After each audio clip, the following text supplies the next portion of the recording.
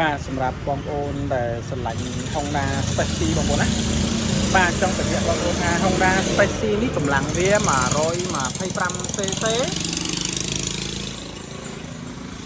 125cc ជប៉ុនចំ 100% បងប្អូនបាទនាំចូលពីប្រទេសជប៉ុនផ្ទាល់ប្រភេទម៉ូតូក្តារគុណហើយចង់បញ្ជាក់បងប្អូនថាម៉ូតូនេះគឺស្រួលជិះហើយនឹងល្អណាក៏ប៉ុន្តែគ្រាន់តែវារាំងស៊ីសាំងតិចបងប្អូនបាទម៉ូតូ Space នេះស្រួលជិះហើយនឹងបាទធន់ក៏ប៉ុន្តែវាស៊ីសាំងបន្តិចបងប្អូនបាទហើយកែបបងប្អូនកែប original បាទអេមបងប្អូនបាទអត់មានដាច់អត់មានអាឡត់អីណាស្អាតណាកែបនេះគ្រាន់តែកែបមួយបងប្អូនណាបាទសូមបញ្ជាក់ថាប្រសិនបើយើងដេរនៅស្រុកខ្មែរត្រឹម$10ណាតែបើទិញ original អញ្ចេះគឺ100ទិញឲ្យបានទេបងប្អូនបាទ$100ទិញឲ្យបានណាកាងនេះក៏ថ្លៃដែរបងប្អូនបាទកាងស៊ីនអញ្ចេះគឺថ្លៃបាទនិយាយទៅ Space ឲ្យតែគ្រឿងស៊ីនសំណុំស៊ីនណាគឺថ្លៃហ៎កញ្ចក់អីនេះមិនងាយរកបានទេបងប្អូនណាពេលខ្លះបងប្អូនគាត់គិតថាធម្មតាសាមញ្ញធូរណាតែជាក់ស្ដែងមិនធូរទេបងប្អូនណាហើយក៏មិនមែនសាមញ្ញទេអានេះស្អាតណាបើយើងនិយាយភាសាថានៅស្រុកខ្មែរយើងសាមញ្ញបងប្អូនអត់ស្គាល់អត់សូវស្គាល់ហើយក៏អត់ដែលពេញនិយមជិះណាគិតថាធូរថ្លៃធូរប្រហែលក៏ទិញដែរក៏ប៉ុន្តែម៉ូតូនេះបើសិនជាយកទៅវៀតណាមវិញណាដល់រាបណាអ្នកមានបងប្អូនបាទដូចជាហៅថាកយឬក៏អ្នកមានណាបានគេមានលទ្ធភាពទិញម៉ូតូនេះបាទម៉ូតូនេះថ្លៃបាទនៅស្រុកខាងវៀតណាមណាថ្លៃហើយគុណភាពល្អបាទស្រួលជិះនឹងបាទដូច្នេះហើយខាងនោះគឺចូលចិត្តប្រើម៉ូតូប្រភេទ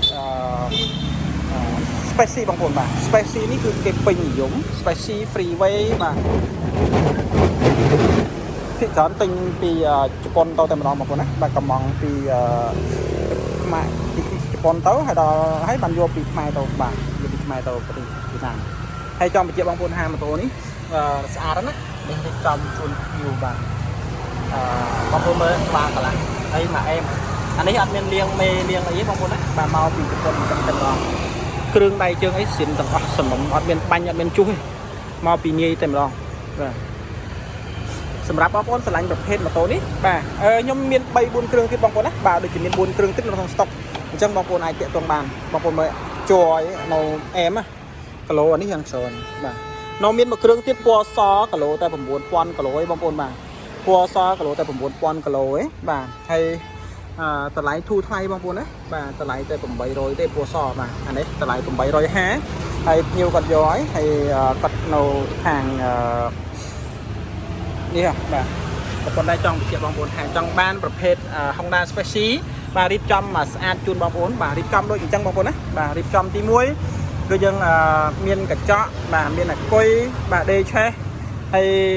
លាងទឹកមកស្អាតបាទប៉ូលាហើយ free អាគុយ free ប្រេងម៉ាស៊ីនប្រេងកន្លែបងប្អូនបាទសម្រាប់ Honda Space នេះគឺរៀបចំជូនមកស្អាតតែម្ដងសម្រាប់បងប្អូនមកពីខាងណាក៏ដោយបាទរៀបចំជូនមកស្អាតជូនណាបាទក្លុបក្រោយនេះធំល្អបងប្អូនបាទក្លុបក្រោយធំល្អហើយបងប្អូនមើលអេតាវានៅស្អាតណាលឹងខ្ចីស្អាតណាបើយើងគ្រាន់តែមើលអញ្ចឹងយើងឃើញអូហើយបើថាយើងអត់ដែលប្រើអត់ដែលស្គាល់វាណាអត់ដឹងគិតថាធម្មតាប៉ុន្តែប្រសិនបើបងប្អូនស្គាល់ពីម៉ូតូនេះហើយដឹងពីអត្ថប្រយោជន៍របស់វាគឺអេមបងប្អូនបាទអញ្ចឹងយើងមើលធុងសាំងបងប្អូនមើលខ្ចីញ៉ាញ់អត់មានច្រេះឯបន្តិចណា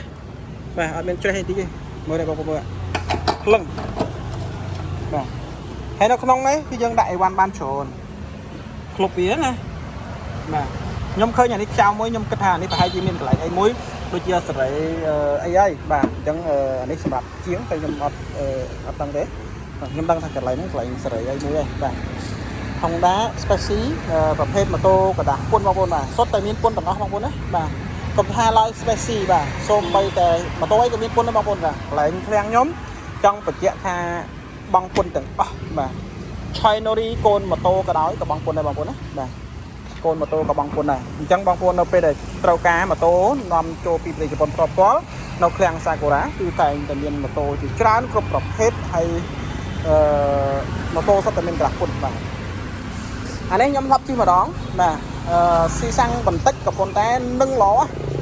បងប្អូនធ្លាប់ជិះអាសង់ធ្លាប់ជិះ PCX ធ្លាប់ជិះម៉ូតូផ្សេងតែនៅពេលដែលបងប្អូនជិះម៉ូតូនេះគឺនឹងល្អមែនទែនបាទហើយអត់ជិះខ្ញុំសាកទិញមើលទៅបាទដោយសារតែខ្ញុំធ្លាប់ជិះបាទខ្ញុំហ៊ាននិយាយបងប្អូនណា បាទមិនមែននិយាយអត់ដែលធ្លាប់ជិះអត់មានមូលដ្ឋានច្បាស់លាស់ត្រឹមត្រូវចេះតែនិយាយអត់ទេបងប្អូនបាទអញ្ចឹងខ្ញុំធ្លាប់បបពិសោធន៍ទៅខ្ញុំនិយាយបាទសបកនោះស្អាតបងប្អូនបាទសបក original ស៊ីនណាមិនមែនសបកយើងថ្មីស្រុកខ្មែរអត់ទេបងប្អូនបាទនេះដូនលប់ហើយអានេះ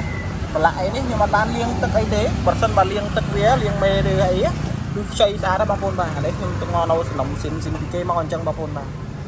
អញ្ចឹងបងប្អូនចង់បានប្រភេទ Honda Space កម្លាំង 125cc នាំចូលពីប្រព័ន្ធផ្ទាល់ធន់ប្រើបានយូរសុទ្ធតែ original អញ្ចឹងបងប្អូនបាទអាចទាក់ទងបានណាបាទកន្លែងខ្ញុំមានជាច្រើនគ្រប់ប្រភេទបងប្អូនបាទមាន SL FPR PCX ហើយសម្រាប់ម៉ូតូនេះចង់និយាយថាខ្លះពូលាចេញខ្លះពូលាចេញបើនិយាយពីឆ្នាំវិញសេរីចាស់បាទឆ្នាំវិញផលិតយូរហើយបាទអានេះគឺជាឆ្នាំ1908ជាងបងប្អូនបាទហើយហេតុអីបានជាគេបដោតមកលើម៉ូតូចាស់បងប្អូនបាទបងប្អូនតែឆ្ងល់ថាហេតុអីបានជាទៅខាងវៀតណាមស៊ីម៉ូតូហ្នឹងចូលចិត្តម៉ូតូហ្នឹងម៉ូតូថ្មីមកកកងនៅវៀតណាមតម្លើងម៉ូតូមកកកងហេតុអីมันចង់ជាណែបាទដោយសារតែគុណភាពរបស់វាបងប្អូនបាទគុណភាពរបស់វាល្អធន់ហើយប្រើបានយូរចង់និយាយថាស៊ីសាំងបន្តិចក៏ពុតមែនប៉ុន្តែជីនឹងបងប្អូនបាទជីនឹងណាបងប្អូនប្រហែលជាអត់ធ្លាប់ដឹងអាចថាអត់ជឿទេជីនឹងមិនកង់ពីរដូចគ្នាបាទក៏ប៉ុន្តែម៉ូតូនេះជីនឹងណាបងប្អូនបាទនិយាយមែនជីនឹងណាជីនឹងធន់ប្រើបានយូរហើយរបស់ដែលស៊ីនចេះកែ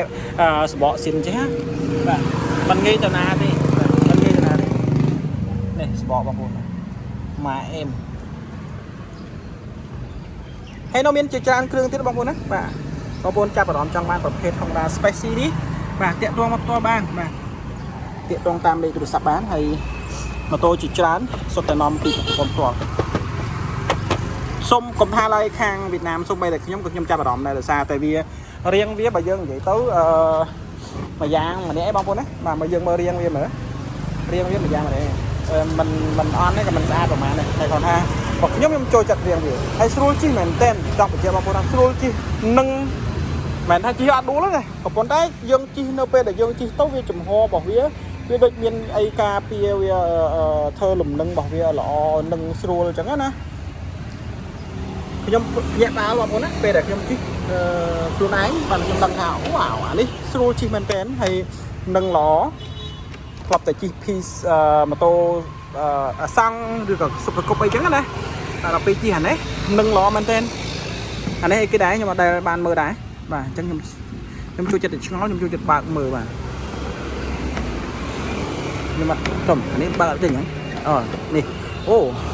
អានេះអត់ដឹងអីគេដែរបាទកន្លែងនេះយើងដាក់អីវ៉ាន់បានហើយនេះសោបាទកន្លែងនេះយើងដាក់អីបានណាដាក់បានតិចតួចបងប្អូនបាទមិនអាចបាន 100% អូកលឹះឃើញចេះបាទនេះកលឹះឃើញចេះបាទឃើញទេនេះកលឹះនេះញាប់ចូលចេះជួបអញ្ចឹងយើងញាប់ចេះអត់ចូលទេអត់ចូលទេចេះបាទដឹងអញ្ចឹងមានអីស្រួលអានេះកុងតាក់បិទបើកភ្លើងបាទស្រុកគេអត់អីទេអញ្ចឹងយើងធ្វើកុងតាក់ក្រៅពីហ្នឹងអត់មានអីទេបាទហើយបងប្អូនចង់បានប្រភេទ Honda Space នេះតាក់ទងមកបានណាបាទអរគុណសម្រាប់ការមើលវីដេអូនេះបាទអរគុណច្រើន